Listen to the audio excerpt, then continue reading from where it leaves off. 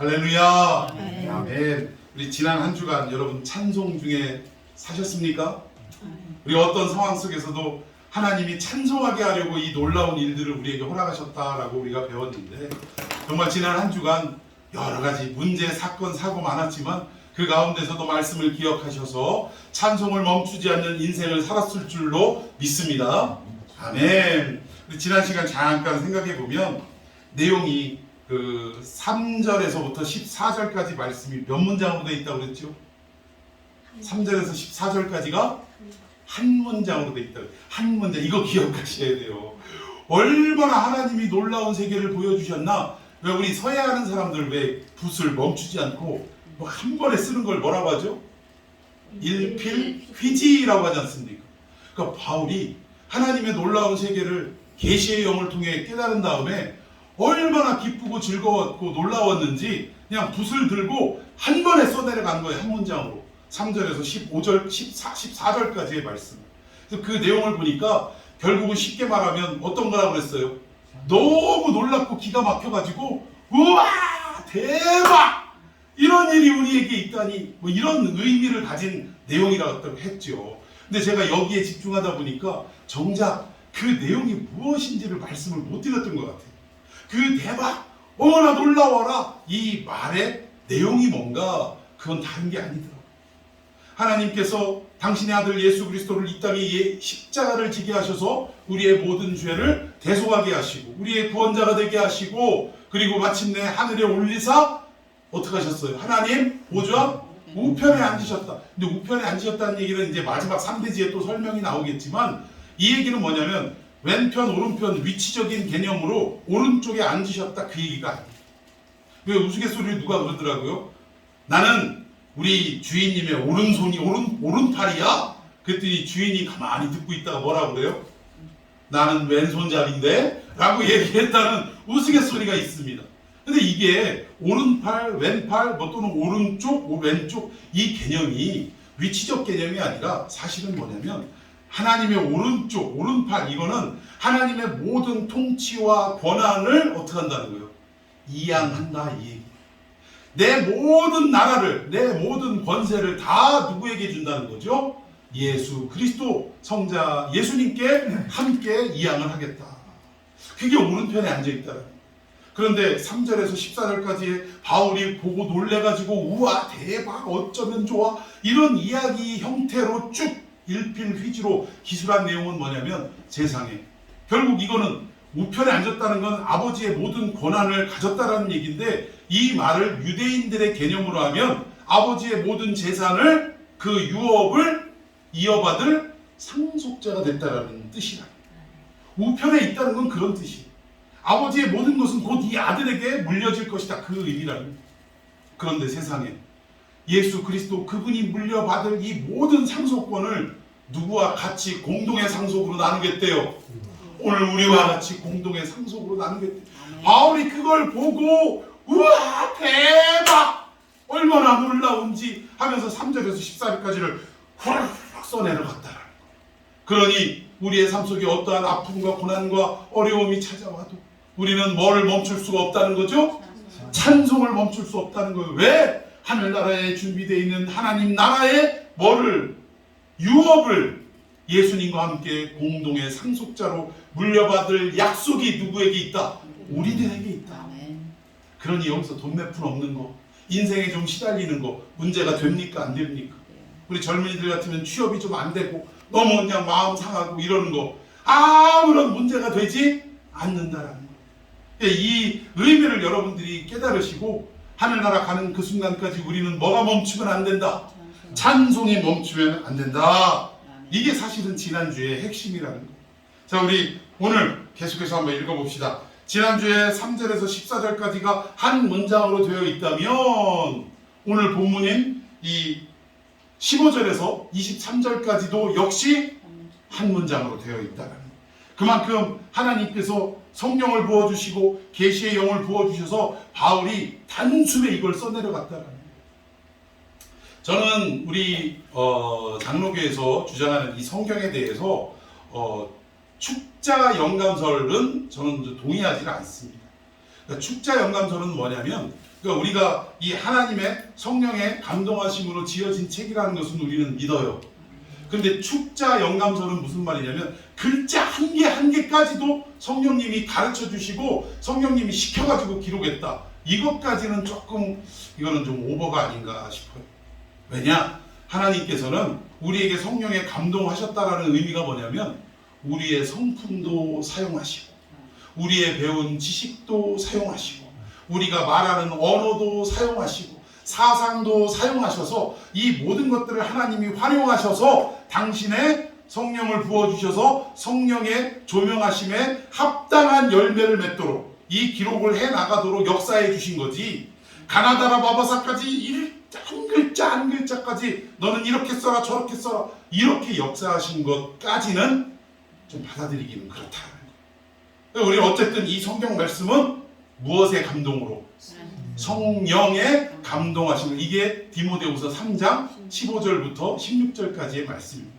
모든 성경은 하나님의 감동하심으로 지어진 책으로 있잖아요. 책망과 교훈과 바르게 함과 의로 교육하기에 유익하다 이런 말씀이 기록되어 있는데 오늘 이 바울에게도 성령님의 감동하심이 조명되어지니까 역사해지니까 그냥 단숨에 5절에서 15절에서 23절까지 또 써내려 갔다라는 거예요.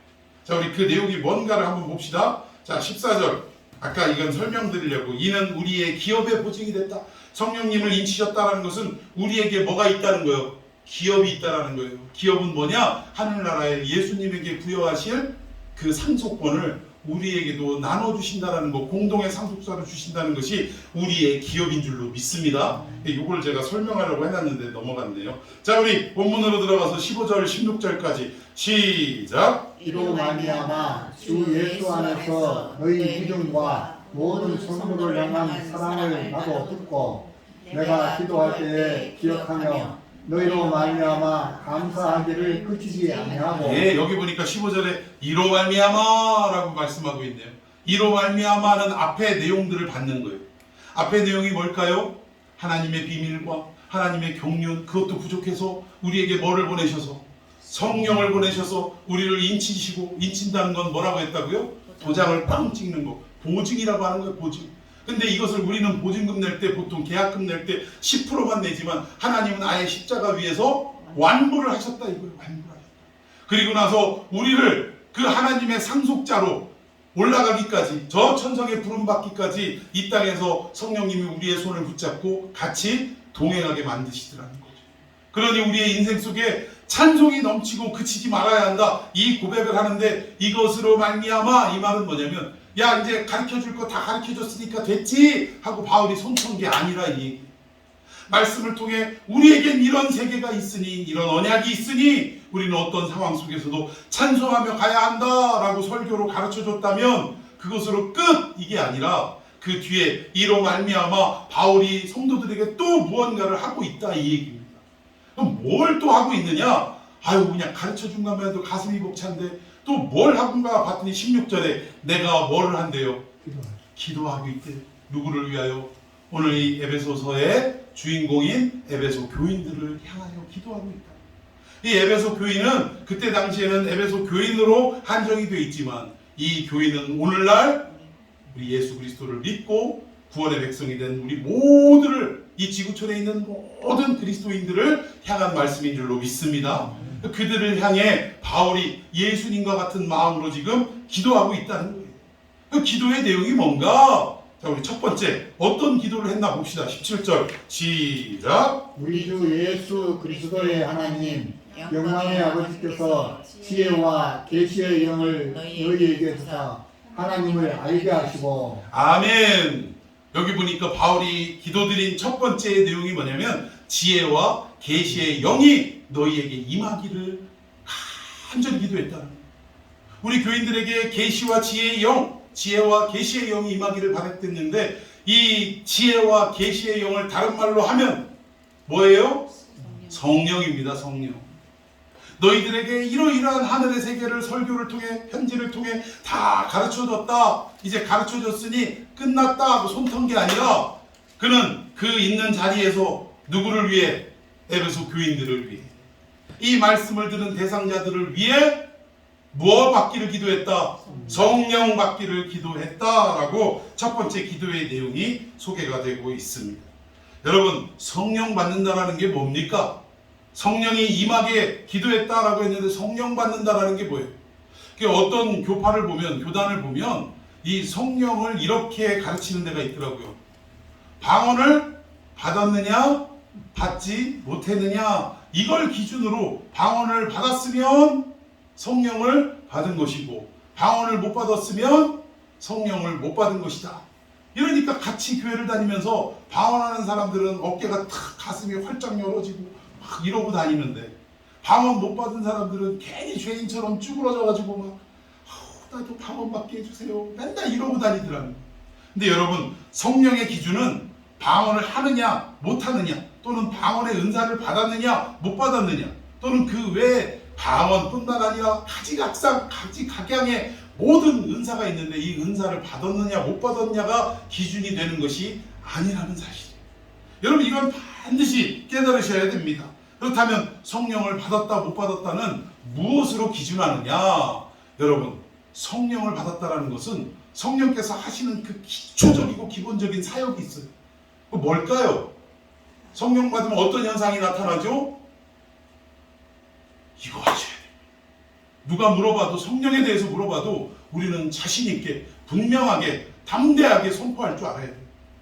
우리 여러분 다시 한번 묻습니다. 여러분 성령 받으셨습니까? 네. 대답은 잘하셔. 다 받았대. 근데 성령 받고 나서 어떤 일이 일어났습니까? 라고 물어보면 뭔가 일어나긴 난 것 같은데 이게 뭐지? 대답을 못하는 경우가 많습니다.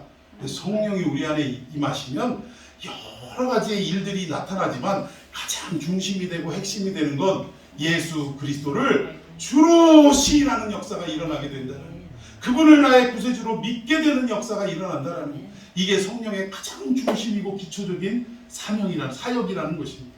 그 내용을 한번 볼까요? 고린도전서 12장 3절입니다. 시작. 그러므로 내가 너희에게 알게 하노니 하나님의 영으로 말하는 자는 누구든지 예수를 저주할 자라 하지 않고 또 성령으로 아니하고는 누구든지 예수를 주시라 할 수 없느니라. 믿으십니까?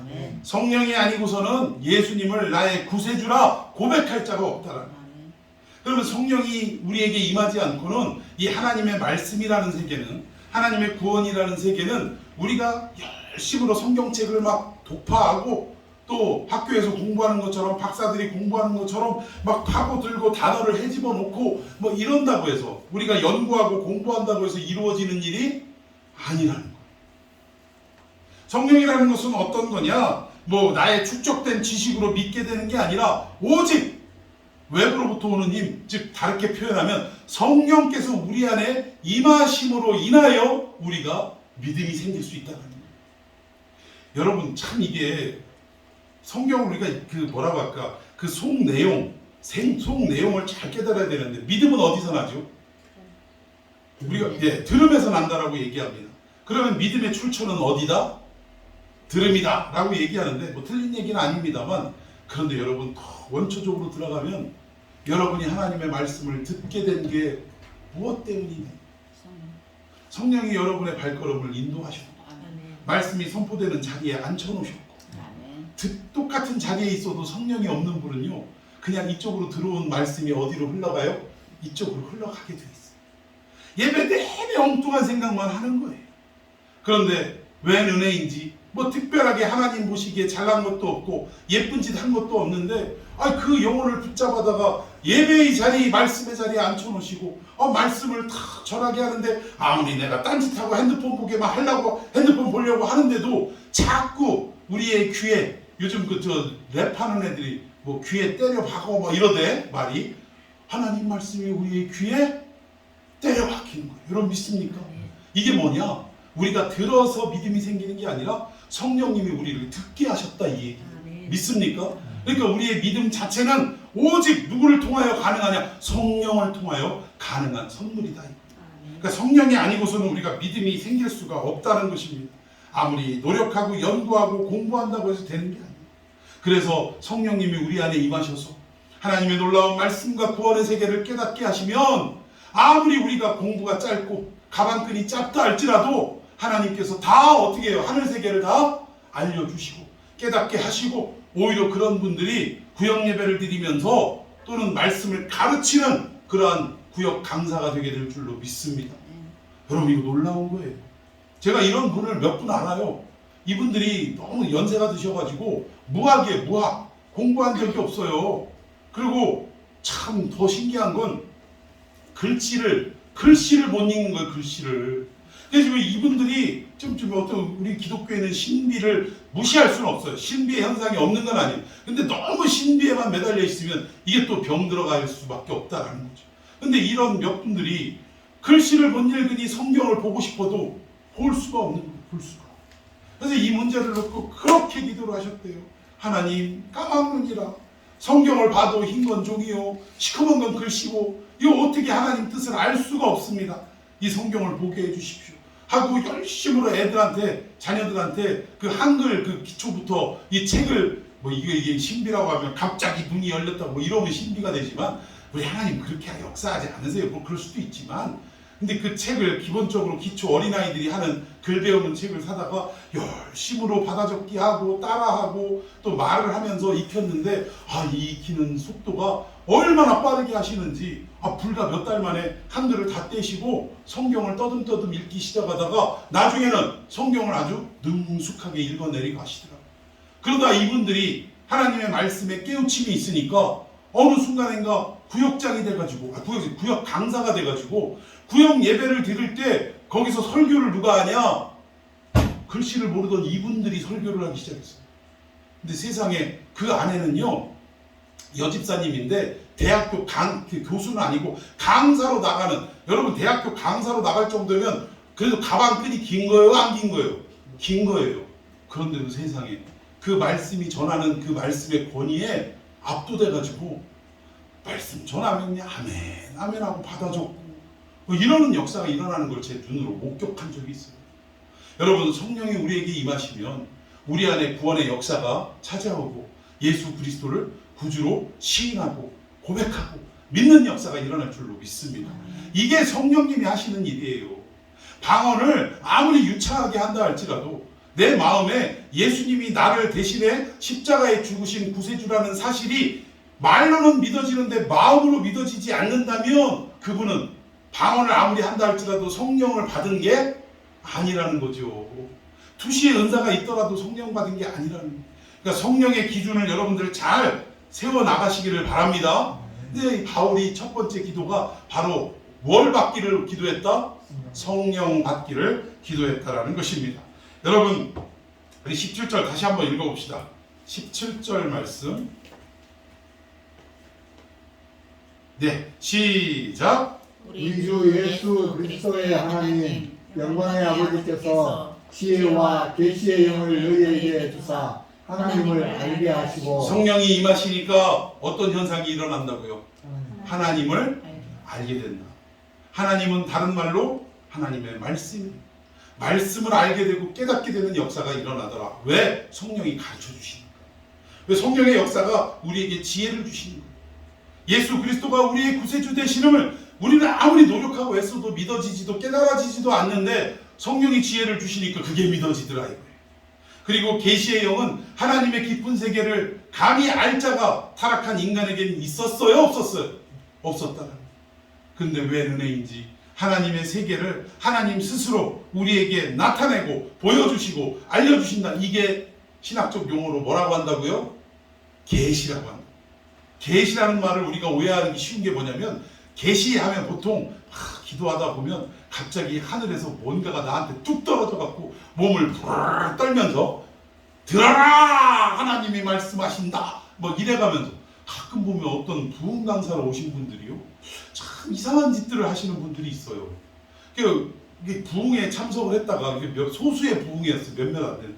그 한 사람이 직장을 나가지 않고 그리고 나서 예배에 참석했는데 참 기특해요 안 기특해요? 평일날 부흥에 참석하기 위해서 직장을 하루 쉬고 그리고 나서 이 예배 자리에 참석했는데 속도 모르고 회사에서는 무슨 일이 있으니까 뭔가를 물어보고 확인해야 돼서 전화가 자꾸 오는 거예요. 그러니까 이분이 참다 안 돼가지고 뭔가 급한 일인가 보다 싶으니까 슬그머니 자리를 들고 밖에 나가서 통화하고 얼른 들어오려고 나가는데, 이 부흥 강사가 그때 기도원 원장이었는데 갑자기 소리를 버럭 지르면서 어디 나가냐? 말씀 나가는데 어디 나가냐? 뭐 이래가면서 부정탄다는 식으로 막 얘기를 하더라고요. 여러분, 말씀이 자기 입을 통해 이게 무슨 생각인 거죠? 나는 하나님의 영이 임하는 통로다, 나가는 통로다, 이런 생각인가요? 여러분, 우리는 하나님이 성령을 통해, 계시의 영을 통해 말씀 맡은 자가 여러 가지의 기도와 공부를 통해, 연구를 통해 깨달아졌다면 그 깨달은 말씀을 그 목회자의 여러 가지의 경험과 지식과 또 여러 가지의 내용들을 같이 믹싱을 해서 성령의 조명하심 가운데 설교를 통해 우리를 설득하고 또 우리를 항복시켜 나가는 것이 설교라는 거예요.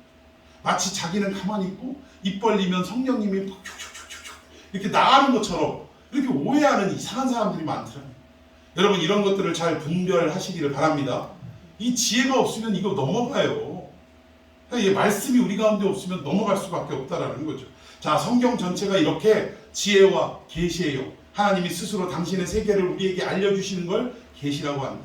이 일을 누가 하시냐? 성령님이 하신다 이거죠. 그 성령님이 우리를 깨닫게 하시고 알게 하시는데, 성경 전체의 모든 얘기는 한마디로 말하면 하나님이 누구신가? 하나님이 누구신가? 그리고 그 하나님이 우리를 어떻게 살아가고 계시는가? 아멘도 안 하시네. 이 두 가지 얘기를 하고 있는 거예요. 우리가 성경을 보면 볼수록 예수님은 누구신가? 하나님은 누구신가? 이 부분이 결국은 우리의 말씀을 보는 어떻게 보면 그 결승점이 돼야 돼. 어떻게 보면 말씀 보는 그 끝 지점이 어디여야 되냐? 하나님은 누구시고 예수 그리스도는 누구신가? 여기에 우리가 다다라야 한다라는 거예요. 그리고 그 과정 속에 세상에 나 같은 인간을 하나님이 어떻게 살아가셨는지가 깨달아져야 한다라는 것입니다. 이게 성경이 우리에게 주는 두 가지의 큰 메시지라는 거예요. 이거를 깨닫게 하기 위해서 아무리 내가 설교하면 뭐하리, 그리스도의 비밀, 그리스도의 경륜, 성령께서 너희들에게 인치셔갖고 함께 동행하고 그래서 너희들이 찬송하며 살아야 한다, 이걸 아무리 백날 가르쳐 본들 성령님이 너희들과 함께 하셔서 너희들 스스로 깨닫지 않고는 이게 무슨 의미가 있겠냐. 그래서 그는 말씀 전함으로 끝난 게 아니라 하나님 앞에 간절히 기도하는데 이 백성들, 이 성도들이 뭐 받게 하소서? 성령을 받게 하소서.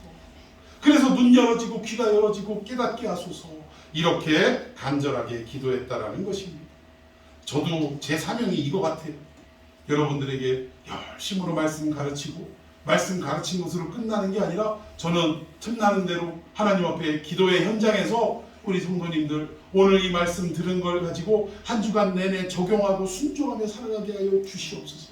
삶 속에 성령님을 친히 만나고 경험하여 저들이 체득된 신앙이 될 수 있도록 하여 주옵소서. 이걸 저는 기도하는 게 제 사명이 아닌가 싶습니다. 자, 두 번째, 바울이 또 어떤 기도를 드렸나? 자, 우리 18절 19절 다 같이 읽습니다. 시작. 너희 마음의 눈을 밝히사 그의 부르심의 소망이 무엇이며 성도 안에서 그 기업의 영광의 풍성함이 무엇이며 그의 힘의 위력으로 역사하심을 따라 믿는 우리에게 베푸신 능력의 지극히 크심이 어떠한 것을 너희로 알게 하시기를 구하노라. 아멘. 여기 보니까 너희 마음에 뭐를 밝히라고요? 눈을 밝히게 해달라고 기도했다라는 거예요. 오늘 어려운데도 이렇게 다른 악기들이 있어야 사실은 이게 참 반주가 제대로 되는데 기타하고 피아노고만 하려니까 상당히 좀 어려움이 있더라고요. 오늘 첫 곡 제목이 뭐예요? 내 마음에 눈을 여소서. 다소 어렵지만 그럼에도 불구하고 오늘 말씀과 딱 떨어지는 말씀 찬양이기 때문에 제가 선곡을 했어요. 오늘 18절 본문에 보니까 너의 마음에 뭐를 밝혀라? 눈을 밝혀라. 눈을 밝혀라. 육신의 눈이 아니라 마음의 눈을 밝혀야 한다. 하나님, 이 성도들 마음의 눈이 밝혀지게 하여 주옵소서. 눈 열어지게 하여 주옵소서. 이거를 간절하게 기도했대요. 첫 번째는 뭐를 위해 기도했다? 성령 받기를 기도했다. 두 번째는 마음의 눈이 밝혀지기를 기도했다라는, 마음의 눈이 열려지기를 기도했다라는. 그럼 마음의 눈이 왜 중요하냐? 그 마음의 눈이 열려야 아까 지난주에 설명했던 하나님의 비밀과 경륜과 성령님의 인치시고 함께 동행하셔서 우리의 삶 속에 늘 역사하신다라는 것이 어떻게 돼요? 보여지기 때문에 그렇다. 말로만 듣고 뭐 그렇대 라고 하는 건 말씀 따로 현실 따로의 삶이 될 수밖에 없어. 그런데 눈이 열려지면 이것을 목격하면 우리의 하나님의 말씀이 곧 우리의 현실로 드러날 수밖에 없게 역사해 주시더라는 거죠. 여러분 이걸 알아야 하나님의 놀라운 이 구원의 부요함과 크기와 넓이와 깊이를 온전히 헤아릴 수 있다는 거죠.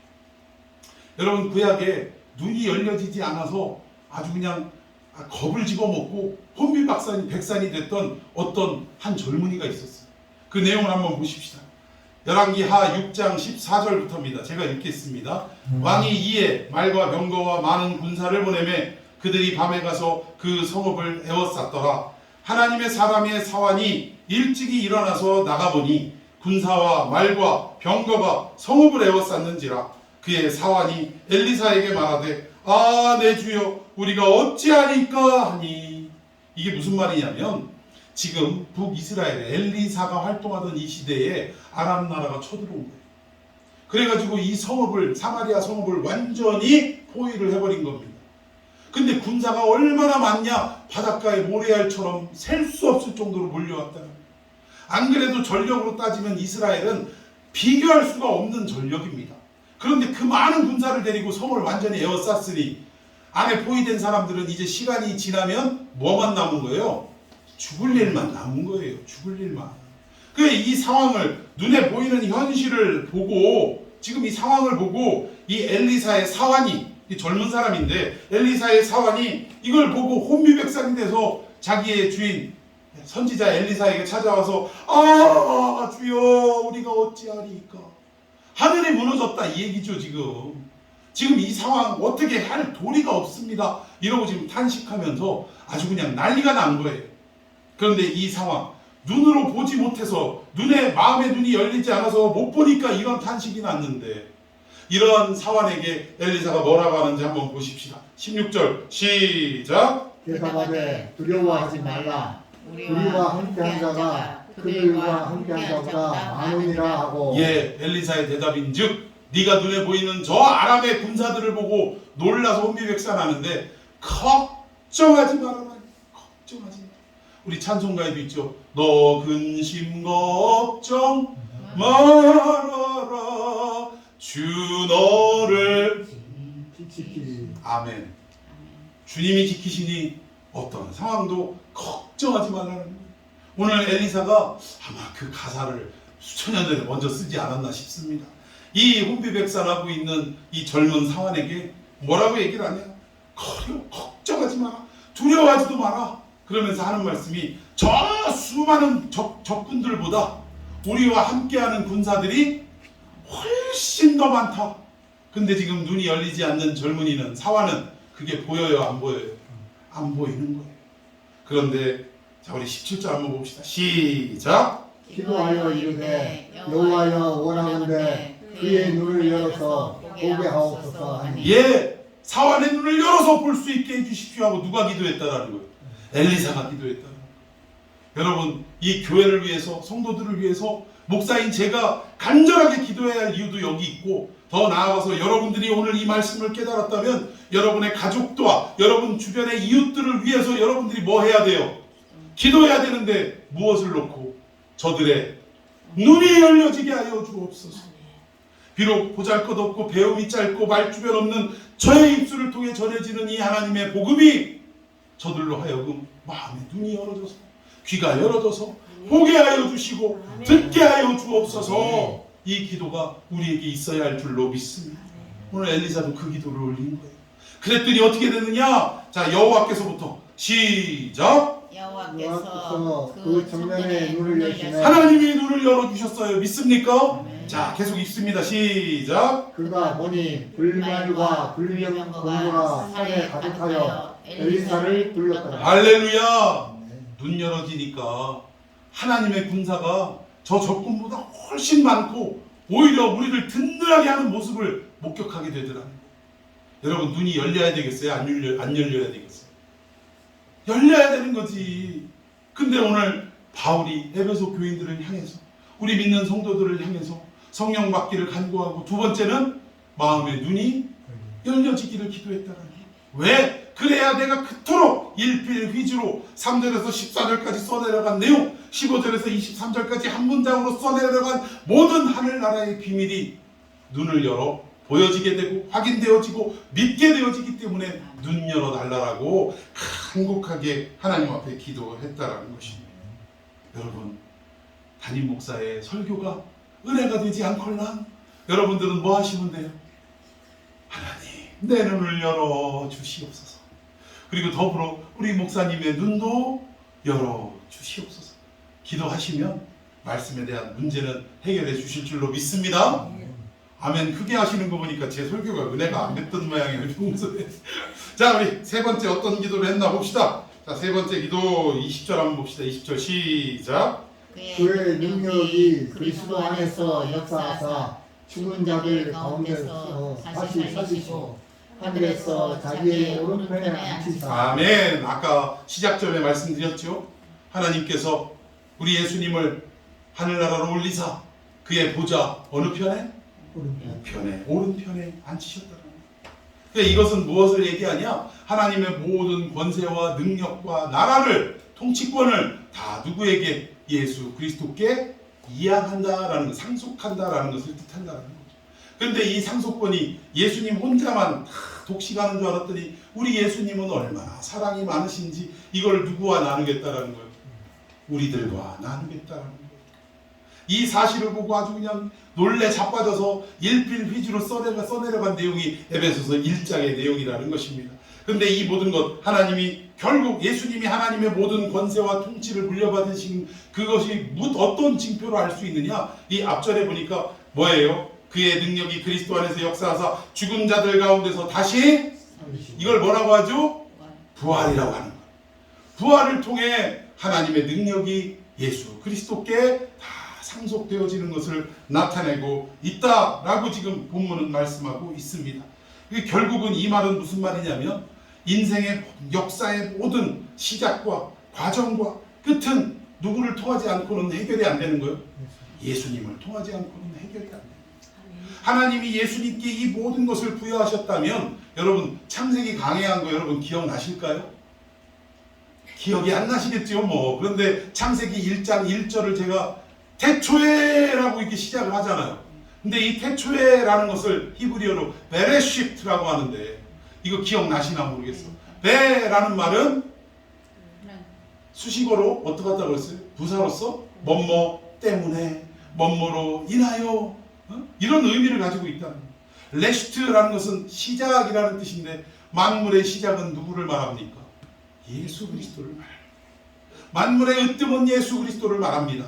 그러면 태초에라는 베레시트를 그대로 단어가 가지고 있는 숨은 뜻을 그대로 해석하자면 태초에라는 말은 예수님 때문에 예수로 인하여 이런 뜻을 가지고 있다. 즉 태초에라는 시작은 누구로 시작하더라?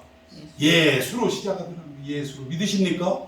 그리고 결국 계시록 마지막도 누구로 끝나냐? 예수님의 재림하심으로 끝나게 되더라고요.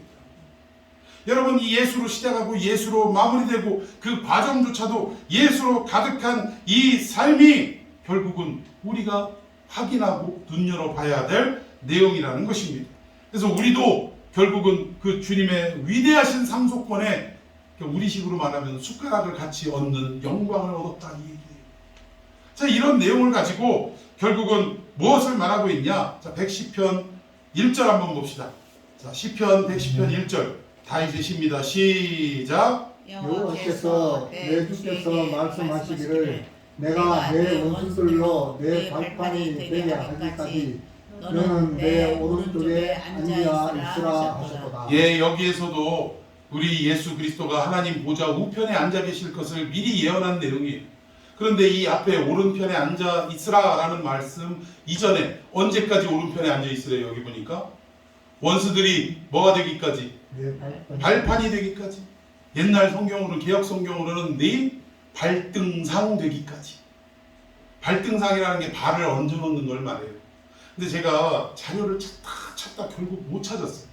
보통 우리가 보좌하고 발등상, 발판 하면 의자가 따로 있고 그 앞에 발을 올려놓는 발판이 이렇게 따로 별도로 이렇게 구분이 돼 있잖아요. 그런데 고대 문헌을 찾아보면, 이 그림 확인해 주세요. 고대 문헌을 찾아보면 이 왕이 앉는 보좌에 이 발판, 발등상이 별도로 나누어진 게 아니라 이 보좌, 즉 의자에 붙어 있더라는 거예요. 붙어 있더라. 그러니까 결국 보좌와 발등상은 한 몸을 이루고 있다 이 얘기예요. 그러면 제가 그 자료를 못 찾아서 얼마나 헤맸는지 근데 결국은 못 찾았어요. 언젠가 한번 제가 그 벽화를 통해서 또는 어떤 그림을 통해서 실제로 그런 그림이 나타나는 걸 확인하면 여러분에게 보여드릴 기회가 있을 텐데, 결국 이거는 무엇을 말하느냐, 왜 왕이 올려놓는 이 발판, 발등상과 보좌가 하나로 연결되어 있냐. 여러분, 보좌는 뭘 뜻한다고 했죠? 통치, 권세, 또 능력, 이런 것들을 뜻하는 게 보좌라는 거예요. 근데 이 모든 권세, 통치, 능력 이런 것들이 무엇과 같이 붙어 있다고요? 발등상과 같이 붙어 있다고.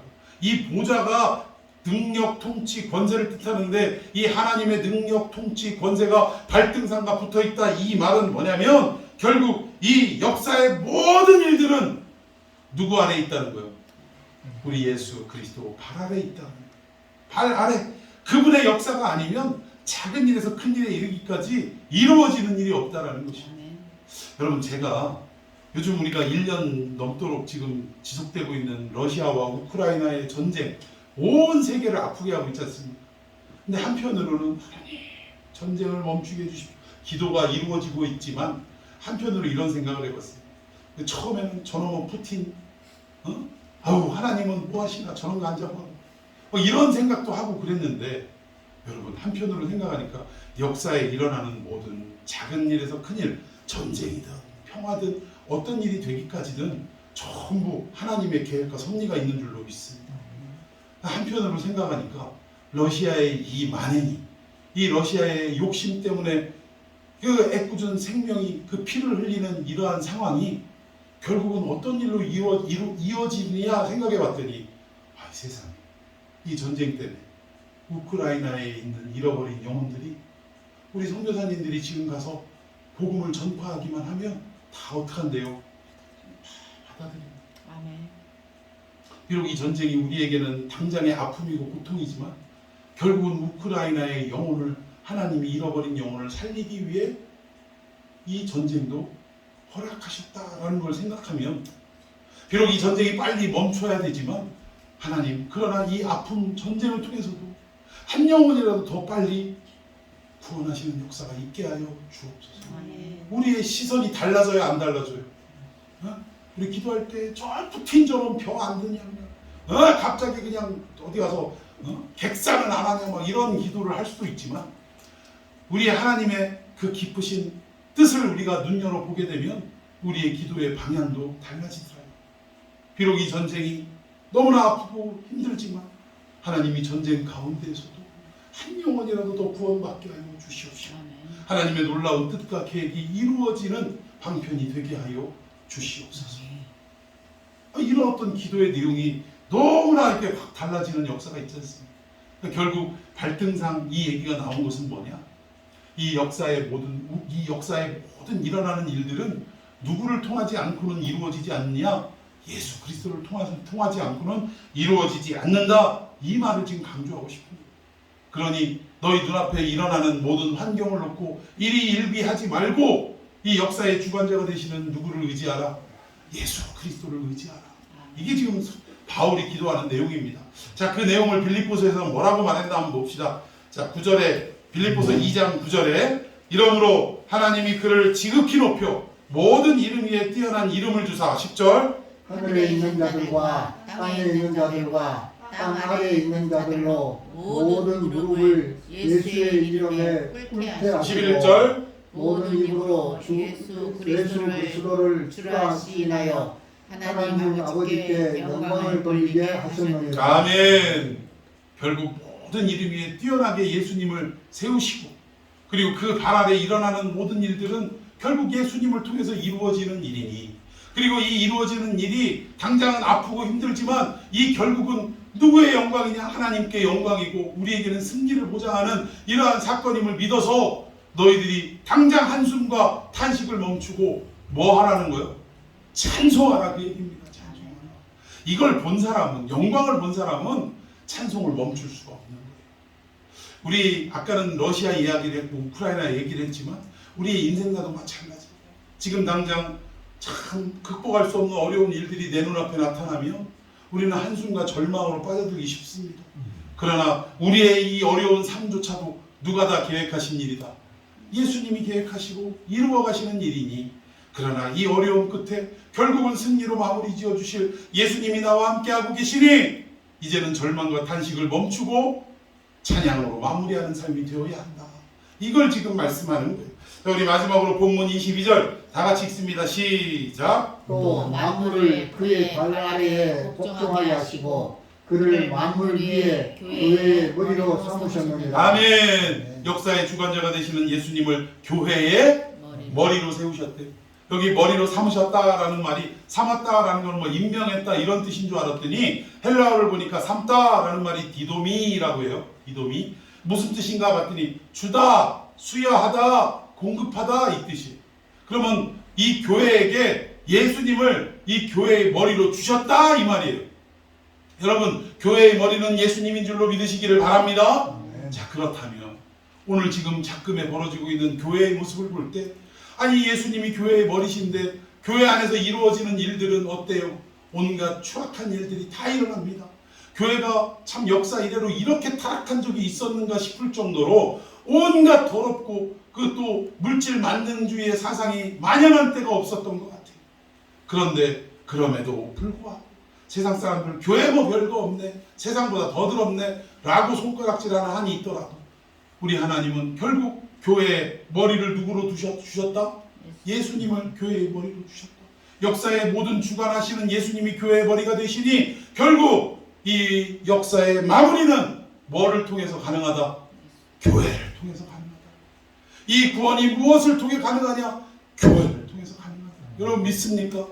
지금 당장 교회가 힘들고 어렵고 너무나 더럽고 추접한 일들이 일어나는 이러한 상황이지만 그럼에도 불구하고 이 교회를 통해 하나님은 구원의 역사를 이루어 가신다.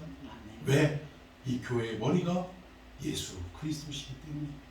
여러분, 구원은 누구를 통하지 않고는 불가능해요? 예수님을 통하지 않고는 불가능해요. 그런데 그 예수님이 교회의 머리가 되시니 여러분, 우리의 구원은 교회를 통하지 않고는 불가능하다라고 말씀드릴 수 있습니다. 사랑하는 성도 여러분, 여러분 앞에 지금 있는 일들이, 처한 일들이 마치 아침에 안개 쫙 깔린 것처럼 한 치 앞도 내다보기도 어렵고 뿌옇고 요즘 황사 때문에 얼마나 뿌였습니까? 이런 상황에 처해 있다 할지라도 여러분, 우리 하나님이, 우리 성령님이, 우리 예수님이 여러분의 모든 인생을 주관하고 계시니 믿습니까? 여러분 모든 한숨을 거두시고 장차 우리를 승리의 길로 완성시킬 우리 주님을 의지하며 우리가 찬송하며 이 길을 걸어가는 역사가 있기를 축원해 드리겠습니다. 여러분, 우리 찬송합시다. 우리는 불완전하고 연약하지만 우리 예수님은 완전하신 분인 줄로 믿습니다. 그 완전하신 주님이 우리의 머리가 되셔서 우리를 그 승리의 길로 인도하신다는 사실이에요. 자, 우리 함께 주여 우린 연약합니다.